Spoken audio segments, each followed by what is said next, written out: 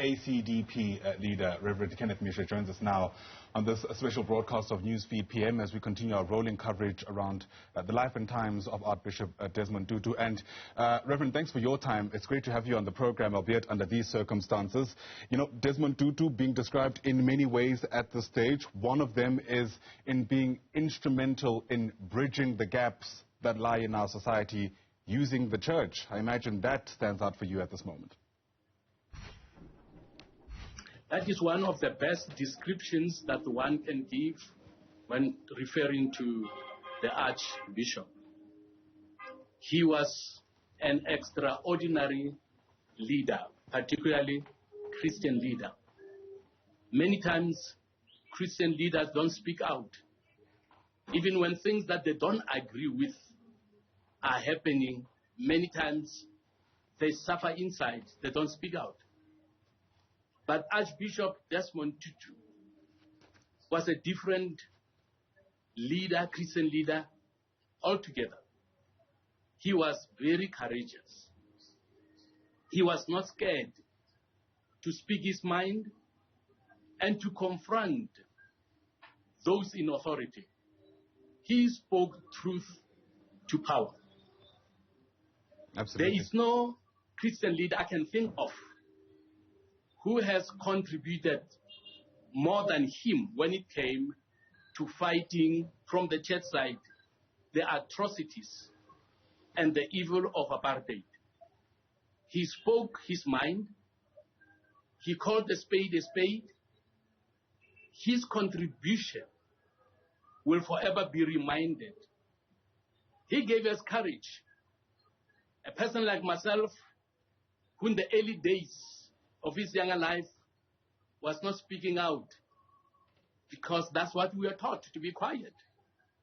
But we saw in him that Christian leaders can speak out when apartheid, that was evil, is perpetuated in the name of Christianity.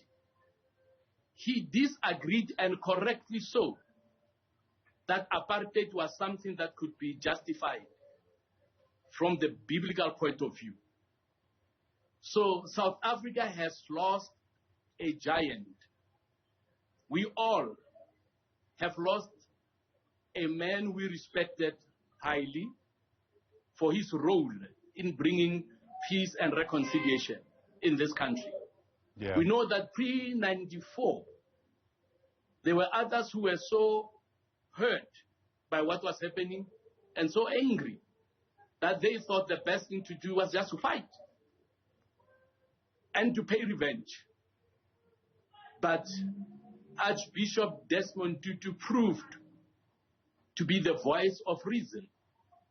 Rather than go for violence, he promoted confrontation, verbal confrontation, and negotiation. And we will sorely miss him as a nation. We will sorely miss him as people who want to see South Africa come to true reconciliation and move forward into our destiny, which we believe is a destiny of peace and prosperity. Right. You speak of him. I pray that the family, particularly Mama Leah, would be comforted knowing that a giant has slept, a giant that has fulfilled his role in building the new South Africa. May the Lord heal the broken hearts and also comfort their souls. Absolutely. You've mentioned that, you know, he's considered a voice of reason, a man who often spoke his mind. Interestingly, it's the ANC in their statement today also pointing out that after apartheid, Desmond Tutu and his activism moved to raising issues around things like gay rights and focusing also on the Israeli-Palestine conflict. Contentious issue, dare I say, even still within the church. And it's that kind of approach that I imagine we learn from as we look back at his contribution. You know, there were areas where we disagreed, but we respected each other. I respected him, he respected me, and we just decided that to work together in spite of our differences and build this great country. Where he saw justice, he spoke out. And that's what we respected him for. Where he saw injustice, my apology, where he saw injustice, he spoke out, and correctly so. That is why we salute him for the great work he has done. There is still a lot of work to be done today, at least when you consider the roles that the church and politics still play. You know, he had spent the latter part of his life really speaking out against what sometimes had been done at the hands of the governing ANC, injustice perpetuated by some who are men of the cloth themselves. Speak to us about the best ways through which someone in your unique positionality can carry that legacy forward. Even though the sound is not the best, I am doing my best to answer accurately your question. But I respect the fact that he did not only confront apartheid government, but even our very democratic government, the ANC government. He confronted them until he became frustrated. And in his frustration, he predicted their fall.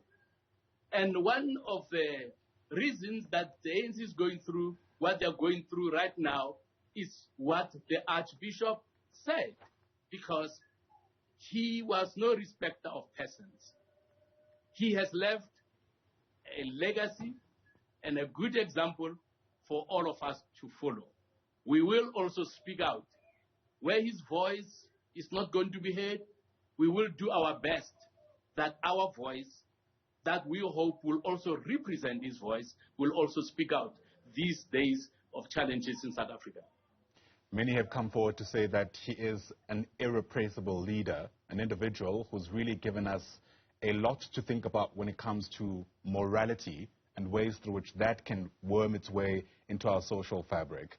How worried are you that with the passing of someone like this, someone who people unanimously agreed is irreplaceable, that the country might not be able to move to the direction that it needs to? It is our collective responsibility to ensure that we help take this country in the right direction. It is true, some may say partly true, that he is irreplaceable in the sense that he was a unique person. We are all unique. We are different.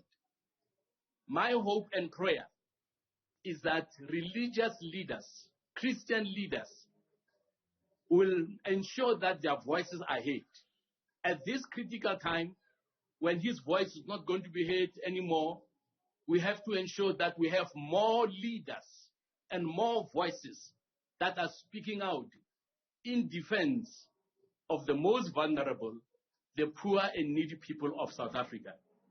So while indeed he was very different and unique, we want to do our best to ensure that even though Tutu himself will be missed, but the voice of reason will not be missed. Reverend Kenneth Meshoe, thanks very much indeed for your reflections at this time.